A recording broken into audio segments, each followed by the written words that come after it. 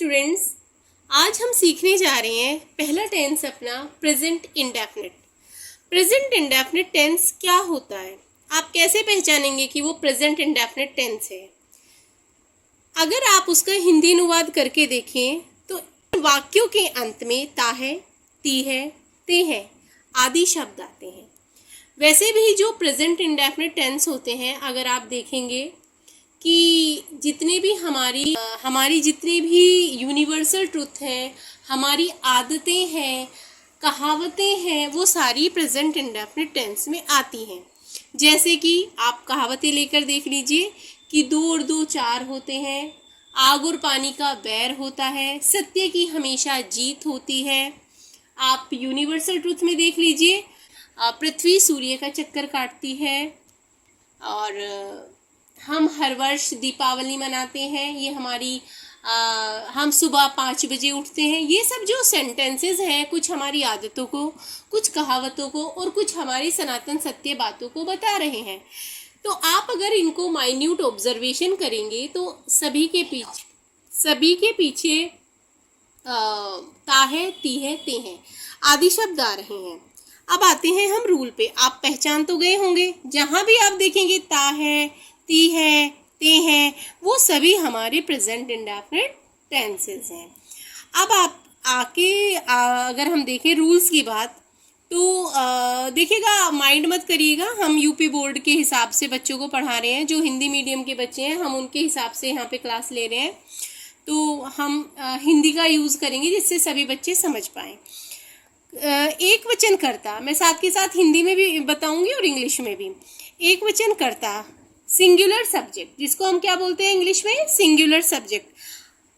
Singular subject, पहली बात तो मैं आपको क्लियर कर दूं, व्हाट इज सब्जेक्ट। सब्जेक्ट क्या होता है, किसी भी कार्य को करने वाला क्या कहलाएगा, कर्ता, करने वाला, और उसी को ही हम सब्जेक्ट बोलते हैं। जैसे राम मुझे पढ़ाता है, तो इसमें काम करने वाला कौन है, राम। और अगर मैं कहूँ कि माताजी खाना बनाती हैं, तो खाना बनाने वाली कौन है, माताजी। इस तरीके से हर सेंटेंस को एक सब्जेक्ट होता है और एक वर्ब होती है, एक ऑब्जेक्ट होती है, जिसे हम बाद में डिस्कस करेंगे। अभी हम टेंस पे आते हैं। तो जो एक वचन, यानी कि एक वचन का मतलब होता है एक। अगर हमारा सब्जेक्ट सिंगल है, यानी कि सिंगुलर है, तो हमारा रूल ये होगा। वैसे सिंगुलर में क्या आएगा, ही आएगा, शी आएगा, इट आएगा, या किसी का नाम भी हो सकता है। के साथ जो वर्ब की फर्स्ट फॉर्म है, उसमें या तो एस लगेगा या ईएस लगेगा। जैसे राम सिंगुलर में आएगा, सिंगल है राम, गोज, राम गोज, राम जाता है। वह आता है, ही कम्स हियर। आपने क्या लगाया, एस इधर, ईएस इधर, एस है ना, एस या ईएस लगेगा। अभी मैं आपको आगे ये भी बता दूंगी आगे की क्लासेस में कि एस कहाँ लगेगा और ईएस कहाँ लगेगा। दूसरा इसमें क्या होगा कि अगर हमारा जो सब्जेक्ट है वो प्लूरल है, बहुवचन है, क्या है वो, बहुवचन है। जैसे कि वी होगा, यू होगा, दे होगा, और हम आई के साथ भी, आई देखा जाए बहुवचन नहीं होता, लेकिन अगर रूल देखा जाए तो रूल में आई को बहुवचन वाली लिस्ट में इंक्लूड किया गया है। जो रूल बहुवचन का होगा, जो प्लूरल सब्जेक्ट का होगा, उसी में ही इंक्लूड किया जाता है आई को। तो इन सब के साथ वर्ब की फर्स्ट फॉर्म लगेगी, एस या ईएस नहीं लगेगा। एक बार और समझ लीजिए बच्चों कि वर्ब की फर्स्ट फॉर्म लगेगी प्लूरल के साथ, एस या ईएस नहीं लगेगा। अब हम इनका सीक्वेंस और देखते हैं, आप कैसे बनाएंगे सेंटेंस। जैसे आप सबसे पहले रखेंगे सब्जेक्ट, फिर आप वर्ब की फर्स्ट फॉर्म रखेंगे। क्योंकि ये एक वचन का सीक्वेंस है, आप पहले सब्जेक्ट रखेंगे, फिर वर्ब की फर्स्ट फॉर्म रखेंगे, फिर एस या ईएस लगाएंगे। उसमें या तो एस लगेगा या ईएस लगेगा। It depends on the spelling of our verb. हमारे वर्ब की स्पेलिंग के ऊपर ये बेस्ड होता है, ये हमारा रूल। प्लस ऑब्जेक्ट, ठीक है। आप सब्जेक्ट रखेंगे, सब्जेक्ट देखेंगे सिंगुलर है, प्लूरल, सिंगुलर है, वर्ब की फर्स्ट फॉर्म लगाएंगे। अगर सिंगुलर सब्जेक्ट है तो उसमें एस या ईएस लगेगा, और फिर ऑब्जेक्ट रखेंगे। दूसरा हमारा सीक्वेंस है प्लूरल का, यानी कि बहुवचन के लिए आप सब्जेक्ट रखेंगे, वर्ब की फर्स्ट फॉर्म रखेंगे एंड ऑब्जेक्ट रखेंगे। इस तरीके से हम यहाँ पर दोनों कॉन्सेप्ट क्लियर कर चुके हैं। एक वचन के साथ हमारा SEIS लगेगा और बहुवचन के साथ हमारा SEIS नहीं लगेगा। आई थिंक यहाँ तक आप सभी को क्लियर हो गया होगा। ये रूल जो हमारे थे, ये हम जब बनाते हैं अफर्मेटिव सेंटेंसेस, कौन से सेंटेंसेस बनाते हैं? अफर्मेटिव। अफर्मेटिव मीन्स हमारे जो साधारण सेंटेंसेस होते हैं, जो हमारे सकारात्मक वाले होते हैं, आप उसमें ये रूल बनाएंगे। अब नेक्स्ट हमारा जो रूल है वो होगा हमारा नेगेटिव सेंटेंसेस के लिए। किसके लिए होगा? नेगेटिव के लिए। नेगेटिव का क्या रूल होगा बच्चों कि नेगेटिव सेंटेंस अगर है तो आप एक वचनकर्ता यानी कि सिंगुलर सब्जेक्ट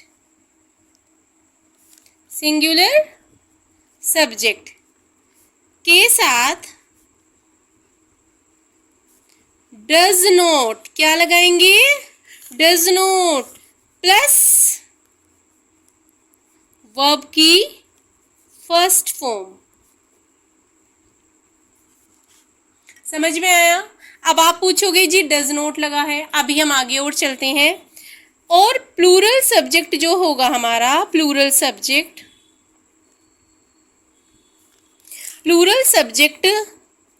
के साथ डू नॉट, क्या लगेगा? डू नॉट प्लस वर्ब की फर्स्ट फॉर्म। अब बच्चों आप सोचोगे कि ये यहाँ डज नॉट लग रहा है, यहाँ डू नॉट लग रहा है, थोड़ा कन्फ्यूज़न है। तो मैं आपको बता दूं कि जब हमारा ये सिंगुलर सब्जेक्ट वाला रूल था तो आपको मैंने एक रूल बताया है कि सिंगुलर के साथ SEIS लगेगा।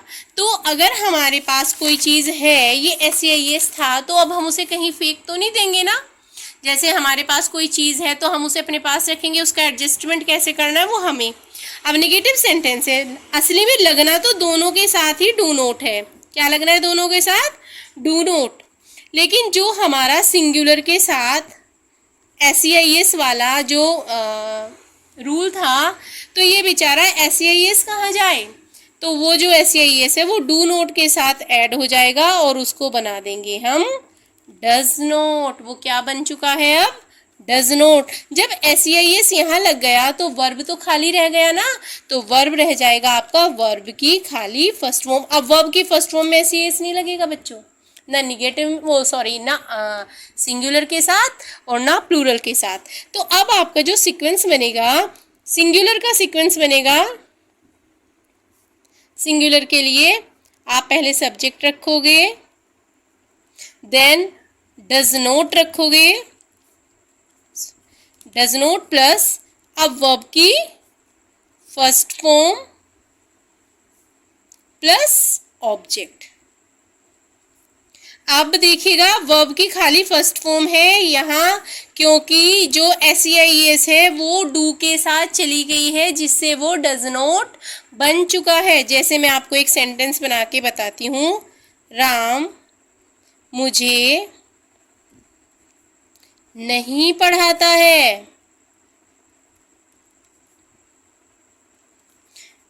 तो क्या बनाएंगे? राम, राम एक है ना, इसीलिए बनेगा does not. Ram singular subject हुआ, डज नॉट प्लस क्या लगेगा? अब राम सीक्वेंस के अकॉर्डिंग राम सब्जेक्ट हुआ, डज नॉट लगा, अब क्या लगेगा? वर्ब की फर्स्ट फॉर्म।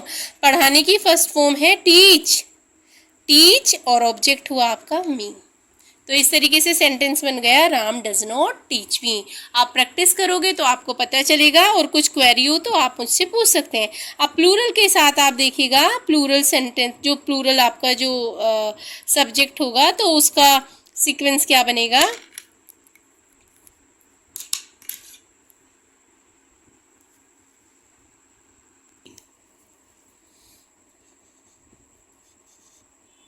बच्चों प्लूरल का सीक्वेंस हमारा क्या होगा? अगर हमारा प्लूरल सब्जेक्ट है तो सब्जेक्ट रखेंगे, फिर डू नॉट लगाएंगे, वर्ब की फर्स्ट फॉर्म लगाएंगे और ऑब्जेक्ट लगाएंगे।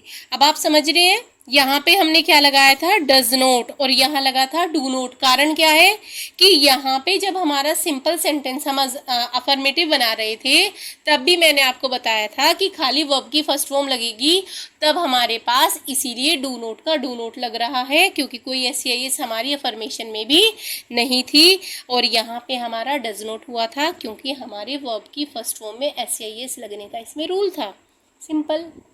अब वहां से डज नॉट बना और यहाँ पे हमारा डू नॉट। क्लियर? अब बच्चों इसका मैं आपको एक एग्जाम्पल भी बना दूं। जैसे तुम यहाँ नहीं खेलते हो।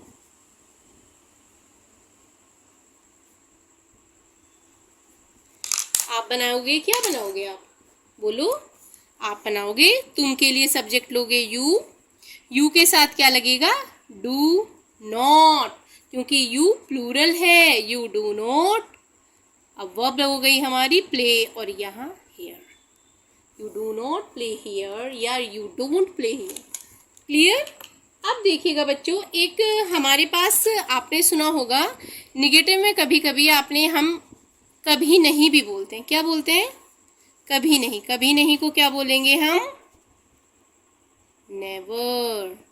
और नेवर के साथ वही रूल अप्लाई होगा जो कि आपका अफर्मेटिव में मैंने बताया था, यानी कि एकवचन के साथ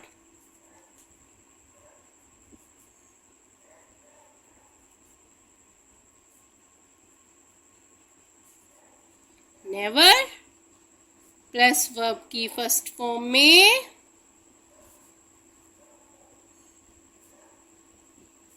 एस या ईएस, और बहुवचन के साथ बहुवचन करता है यानी कि प्लूरल के साथ, प्लूरल सब्जेक्ट के साथ नेवर प्लस वर्ब की फर्स्ट फॉर्म। ओके, जैसे मैं कभी आम नहीं खाती हूं।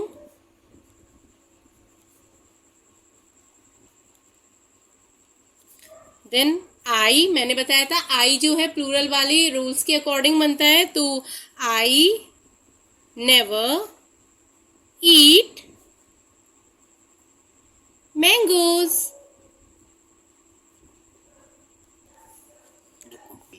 और अगर हम सिंगुलर की बात करें, अगर हम यहाँ पे आई की जगह होता राम, राम कभी आम नहीं खाता है, या चलो दूसरा बना लेते हैं, राम कभी अपना घर साफ नहीं करता है।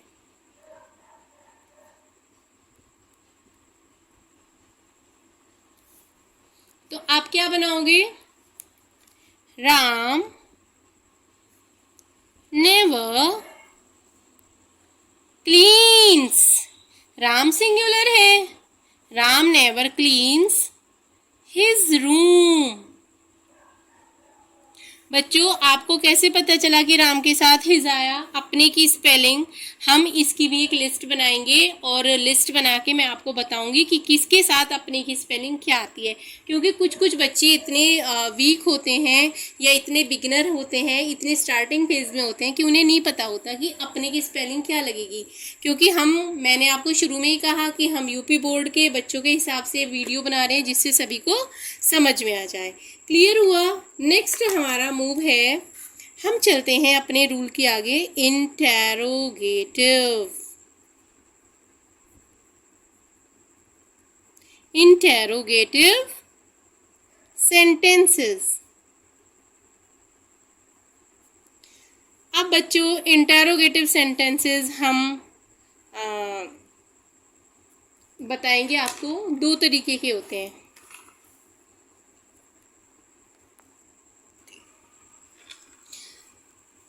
यहाँ पे दो तरह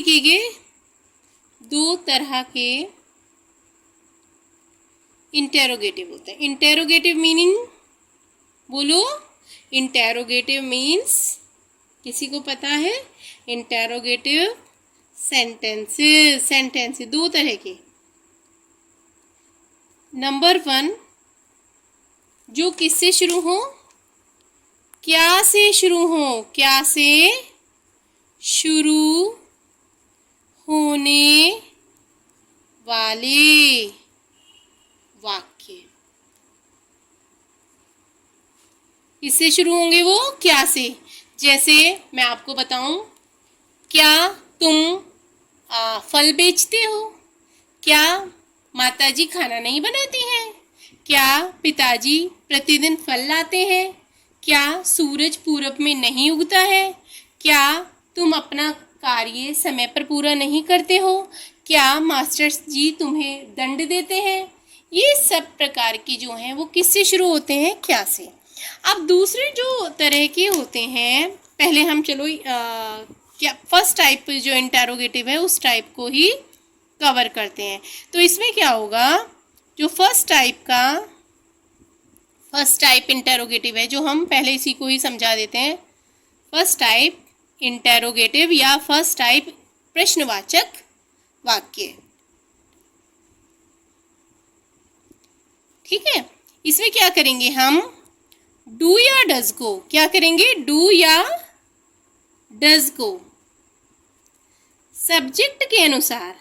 सब्जेक्ट के अनुसार क्यों कहा मैंने, सब्जेक्ट के अनुसार।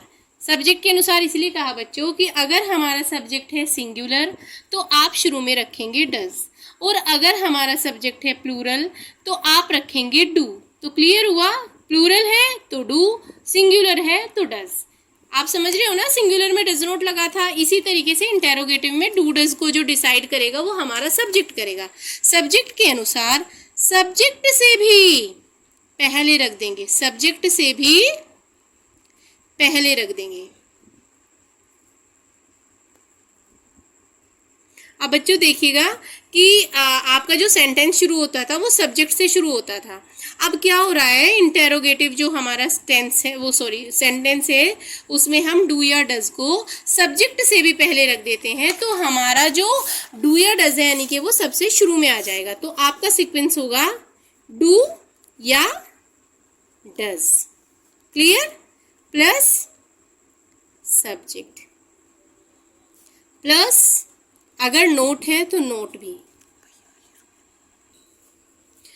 प्लस वर्ब की फर्स्ट फॉर्म। बच्चों देखिए, आपको मैं बता दूं, अगर नोट नहीं है तो नोट नहीं लगेगा, फिर सीधा सब्जेक्ट के बाद वर्ब की फर्स्ट फॉर्म आएगी प्लस ऑब्जेक्ट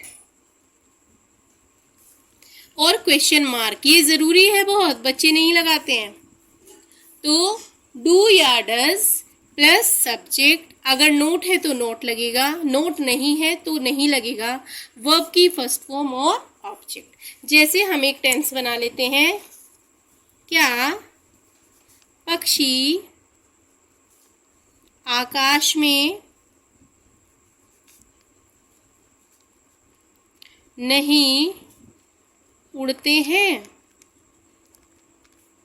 क्वेश्चन मार्क। तो आप पक्षी क्या है, बहुत सारी बर्ड्स की बात कर रहे हैं हम, उड़ते हैं इससे पता चल रहा है ना। तो पक्षी बहुत सारी बर्ड्स हैं, तो आपका प्लूरल है सब्जेक्ट, इसलिए शुरू में लगा do. Do the birds, do the birds, और निगेटिव भी है तो इसलिए नॉट भी आया, not fly in the sky.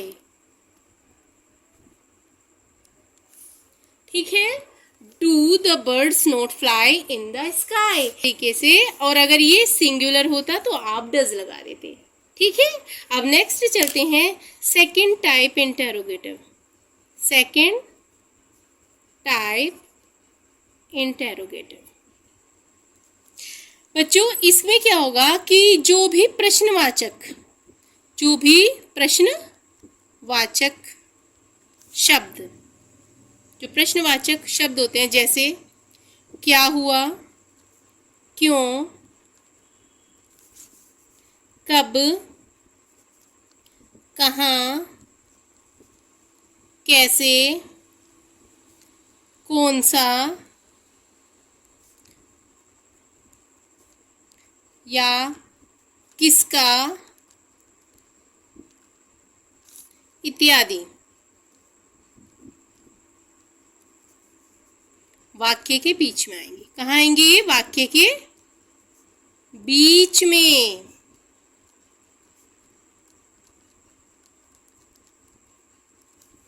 अब इसका ये तो हो गई आपकी पहचान। जैसे रवि क्या खाता है, बीच में आया ना क्या। हम कहाँ रहते हैं, तुम उसे क्यों पीटते हो, इस तरीके से हर चीज क्या आ रही है, वो बीच में आ रही है प्रश्न। तो आपका रूल क्या होगा कि इसमें अगर हम टेंस बनाएंगे तो ये क्वेश्चन वर्ड जितने भी हैं, क्वेश्चन वर्ड को कहाँ रख देंगे, डू या डज से भी पहले रख देंगे। यानी कि अब डू या डज से पहले क्वेश्चन वर्ड लगेगा, है ना।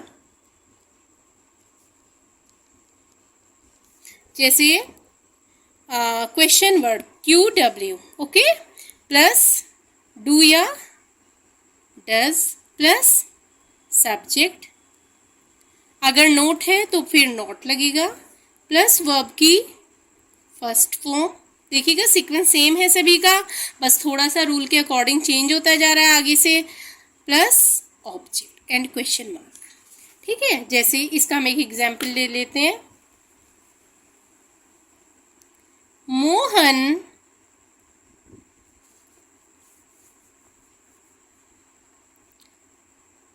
कक्षा में शोर क्यों मचाता है, क्वेश्चन मार्क, है ना। तो क्यों जो है वो बीच में आया हुआ है, आपको क्लियर हो गया होगा। तो आप शुरू में रखेंगे वाई, क्योंकि स्पेलिंग वाई रखी। अब हमारा सीक्वेंस क्या है, डू रखेंगे या डज रखेंगे, बताइए क्या रखेंगे। क्योंकि मोहन तो एक सिंगुलर हमारा सब्जेक्ट है तो इसलिए रखा जाएगा डज, वाई डज। अब हमारा सब्जेक्ट क्या है, मोहन। नोट नहीं है इसमें, इसलिए हमारा सीधा वर्ब आएगी। शोर मचाने को बोलते हैं मेक ए नॉइज। कहाँ मचाता है, कक्षा में, in the class and question mark. Okay, अब एक रूल मैं बच्चों तुम्हें और बता दूं, क्योंकि वो थोड़ा अलग है। हु का रूल, हु का मीनिंग कौन। अगर वाक्य में कौन से शुरू हो, क्या सेंटेंस हो, कौन से, कि कौन आता है, यहाँ कौन पढ़ता है, तुम उसे तुम्हें पैसे कौन भेजता है, तुम्हारी माताजी की मदद कौन करता है, तुम्हें अंग्रेजी कौन पढ़ाता है, इस तरीके से जो सेंटेंसेस होंगे तो बच्चों उसका जो सीक्वेंस होगा कौन वाले का, वो ये वाला सीक्वेंस नहीं होगा जो कि हमने अभी पढ़ा है। कौन वाले का सीक्वेंस आप बिल्कुल शुरुआत में पहुंच जाइए, जो हमारे अफर्मेटिव का था। क्या था हमारे अफर्मेटिव का, सब्जेक्ट, और वो भी सिंगुलर वाला, सब्जेक्ट प्लस वर्ब की फर्स्ट फॉर्म, और उसमें क्या लगा हुआ था, एस या ईएस प्लस ऑब्जेक्ट। ये था ना हमारा सीक्वेंस। आप ये समझिए उस सीक्वेंस में इस सब्जेक्ट की जगह हम लगा देंगे हु। क्या लगा देंगे हम यहाँ पे, हु, और पूरा का पूरा हम उतारेंगे हु प्लस वर्ब की फर्स्ट फॉर्म में एस या ईएस प्लस ऑब्जेक्ट, और ये क्वेश्चन वर्ड वाला है तो इसलिए क्वेश्चन मार्क।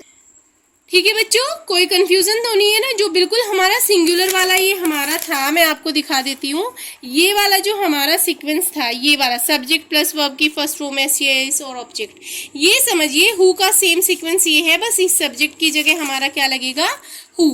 क्लियर हुआ बच्चों। जैसे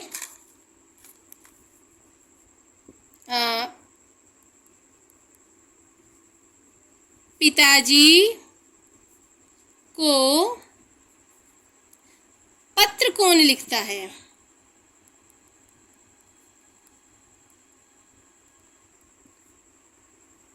ठीक है, तो ये कौन वाला है। तो आप कौन सा सीक्वेंस बनाओगे, हु के साथ डू या डज नहीं आएगा, अगर वो निगेटिव है तब आएगा डू या does not, sorry does not. Who writes, verb की फर्स्ट फॉर्म लगेगी ना, और उसमें लग जाएगा SAES, who writes letter to father, question mark. Clear हुआ बच्चों? तो इसी तरीके से बच्चों हमारा आज का जो टेंस है वो कंप्लीट होता है। और अगर कोई कहीं क्वेरी है आपको, जैसे आपकी अदर कुछ आपको हो सकता है जैसे कौन सी, तो सबका सीक्वेंस ये वाला होगा, बस उसमें आपको विच क्लास या आपका हुज अम्ब्रेला इस तरीके से कौन सी में थोड़ा सा दिक्कत आएगी, लेकिन उसका जो सीक्वेंस होगा वो यही वाला होगा। हु का थोड़ा सा चेंज है, मैंने आपको बता दिया। कोई क्वेरी है तो आप मुझसे पूछ सकते हैं। Thanks for watching.